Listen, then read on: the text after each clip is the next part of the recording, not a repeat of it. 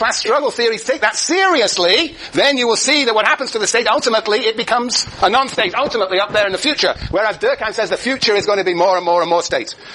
So there are different implications, but you're right, that both see the state increasing in size, very different from Spencer. So there's a difference in the ultimate result. Yeah. And it has also because it has different functions. The one is to regulate struggle, and the other is to coordinate the relations among parts. Yes, Neil? So it seems like Durkheim's central critique of Spencer is the relation between the workers and the owners. Does he apply the same necessity of social justice and regulation by the government to owners and owners?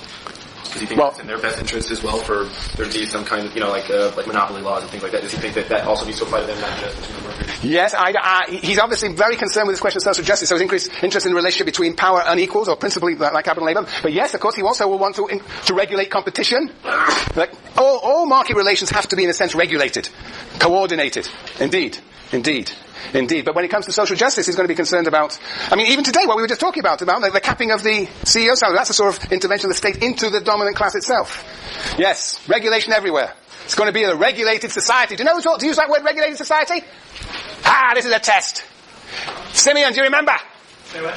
Say what? Oh, you're not concentrating this semester. I didn't hear exactly what I heard. The question is, I just said that Durkheim talks about, in a sense, about the regulated society. Yeah. Do you know who said that word before him? No, after him? After him? Yes, the regulated society. Very good. That would indeed be Gramsci, Antonio Gramsci. Say Antonio Gramsci for us one more time, Juliana. Antonio Gramsci. Very good. Very good. Thank you, Antonio Gramsci. All right, very good. Now, we have 15 minutes. Book 2, chapter 2 is a very funny chapter, and we're going to do it in 15 minutes. Now, you're going to be on your toes. And I'm afraid I'm not going to read out. I'll give you page numbers. But we have to do this, right? Otherwise you won't be able to do the midterm. Are you all ready? The question of book 2, chapter 2 is as follows. The question is... we've missed out section 3. Whoa, that's a blow. All right, I must follow my notes, I'm afraid. Number 3, the collective is an interesting question. It's a fascinating question. What happens to the collective consciousness under organic solidarity? The collective consciousness under organic solidarity. The collective consciousness under organic solidarity. What happens to it? What does Durkheim say? Jason? Decreases relative to individual consciousness? Yes, it decreases relative to individual consciousness. Yes, Aaron? It becomes less permanent after.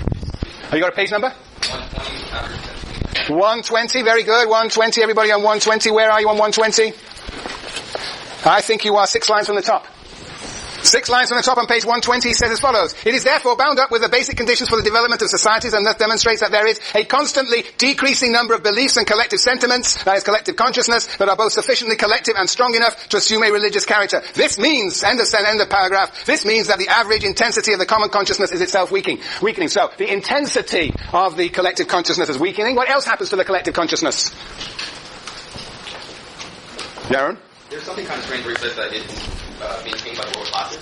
Later on page 120. Oh, yeah? His example of the proliferation or diminution of paupers.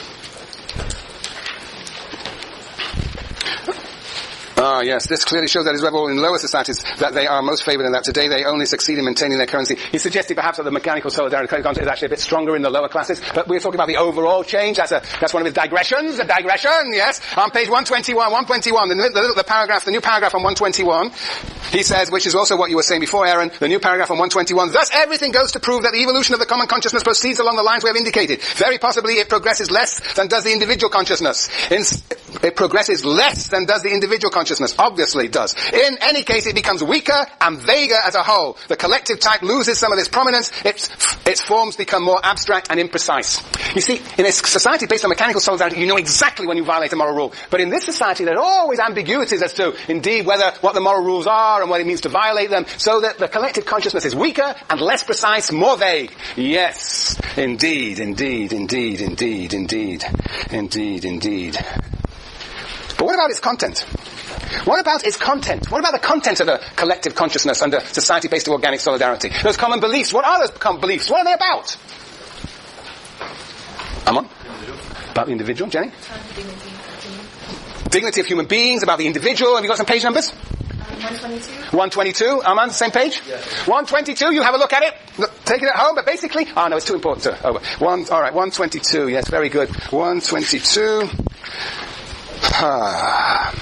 122, from the top of the page in 2, 4, 6, 8, 9 lines down. 2, 4, 6, 8, 9 lines down. Why don't you read it? It's in the middle of the line. As can you read it so that they can hear at the back, so Wafa can hear at the back?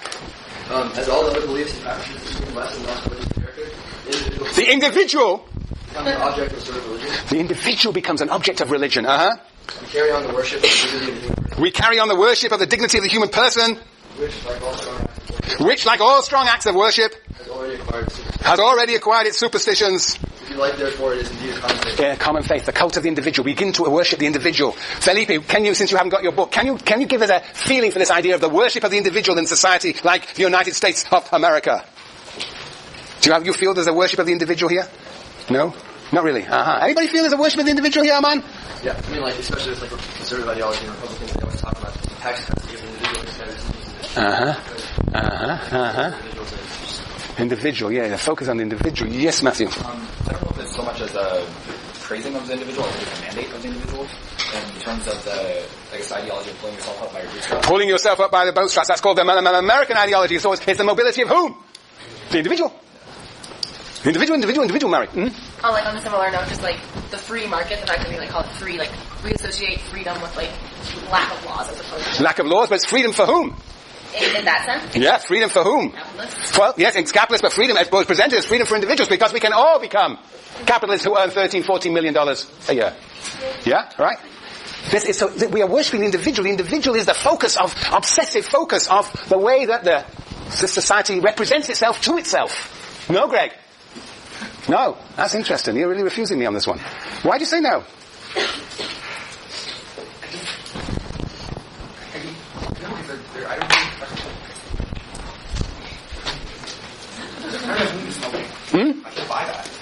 You don't think that somehow there's a religious commitment, a faith in the capacity of the individuals? Yes, Courtney. I mean, I kind of could be saying, I feel like there's a lot of like illusionary things going on with this like individuality ideology. Like for example, voting is like stressed to be this like very individual decision, and then the other binary part. So, Who has rights and obligations in this society? Citizens. They're also individuals, right? Individuals. And everybody's a middle class individual. Yes, Alex. It's also praise for a strong individual. Yeah. I mean, that's the winner. If you're weak, you're a loser, and you should be a loser. Yeah. There's something wrong with you. Strong, right? The cult of the strong individual. If you don't become rich, Yeah. something wrong with your brain. Yeah. Simeon. Is there an interesting sort of contradiction between his like wanting labor to have more power vis-a-vis capital, and then also this whole individual thing? I mean, Interesting, very interesting. So he's got this idea of the different parts, and he wants to equalize the power among the parts, and underneath it there is the substratum of what? This is the organic solidarity, but underneath it there is a mechanical solidarity based on the collective consciousness, which is the cult, which contains the cult of the individual, according to Durkheim. The centrality of the individual. We see that the human dignity, human rights, human obligations, human capacities are at the center of our belief system. So it becomes like a religion of the individual. And the question is there a tension between these two? Very interesting question. Because, of course, you're absolutely right in trying to equalize the power between capital and labor. It's not the individual that's at stake, it is these two sides of society, two different parts. And on the other hand, there is the idea it rests upon this common consciousness in which we worship the individual. Yes, interesting. Yes, Tracy. Okay, I'm kind of confused. I was the impression that it started doing that when it started going towards organic solidarity. Yes, this is. It was when everybody believed in God. Yeah. All right.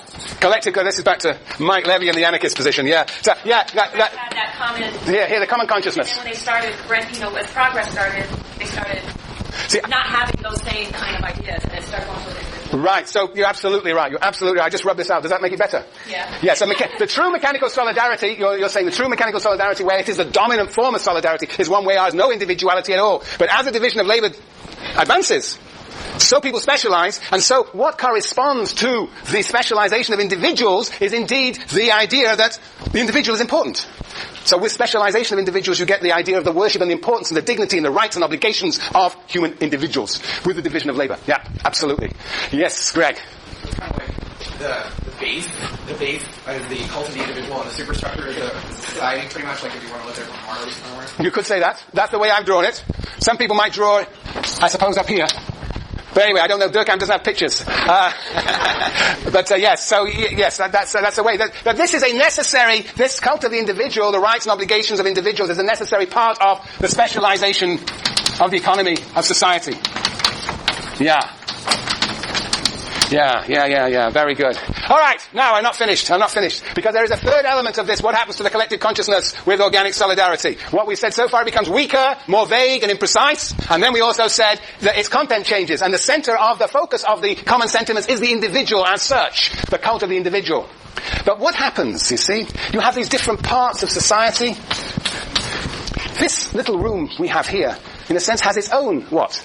Little collective consciousness that emerged over the last 4 or 5 months, like bring your book to class, Bob's your uncle. Yeah, we even have a common language that nobody else could ever the people who didn't take 101A must be completely confused by Bob's your uncle. Yeah, so what is interesting is that basically Durkheim is going to say is that there is a common consciousness that all members of society share, and that involves this cult of the individual, and perhaps a few other things too.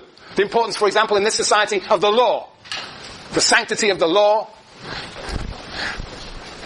the ideas of individual mobility. So there are some elements we all share, but then there are also little, segmental, you might say, collective consciousnesses. And so what we have here, you might say, is a collective consciousness. Here's the center. It's vague and imprecise, and it's got the cult of the individual. But then there are all these other, what we might call corporatist, or what do I call them? I think segmental, I use. Yes, well, or localized, or sectoral, we can call them sectoral consciousnesses, or localized consciousnesses, characteristic of the different institutions in society. Every family, in a sense, has its own localized collective consciousness. Every institution, every classroom, hospitals, they all have their collective consciousnesses. But they also all share some central collective consciousness characteristic of the society as a whole. So that is what the collective consciousness under organic solidarity looks like. These sectoral consciousnesses, in the end, having an overlap of a weak, imprecise collective consciousness of the nation. Yeah. Which, at the core of that, is the cult of the individual, the religion of the individual. Is that sort of clear? Well, we didn't get to Book 2, Chapter 2, but we will on Tuesday. Doesn't matter. You were challenging me. That's very good. That means you're learning much better. So over the weekend, reread Book 2, Chapter 2, and then read Book 3. And we will meet again on Tuesday. Have a very good weekend. Looks like you're a Soviet. Lenin and the Soviet subconsciousness. You can circle. Oh, this, yes. Yes, that's interesting. Yes, there are parallels. Except that Lenin doesn't talk a lot about consciousness. Yeah, very good. I wanted to make an off-tower exchange for all the time we had left. I think it was for like day 4. Have you go set up another one yet? No. So next week is open. Yeah. As I recall, yeah. But you have to bring your book to class. I was actually reading it before I came to school this morning. So where is it? It's sitting on my desk where I was reading it.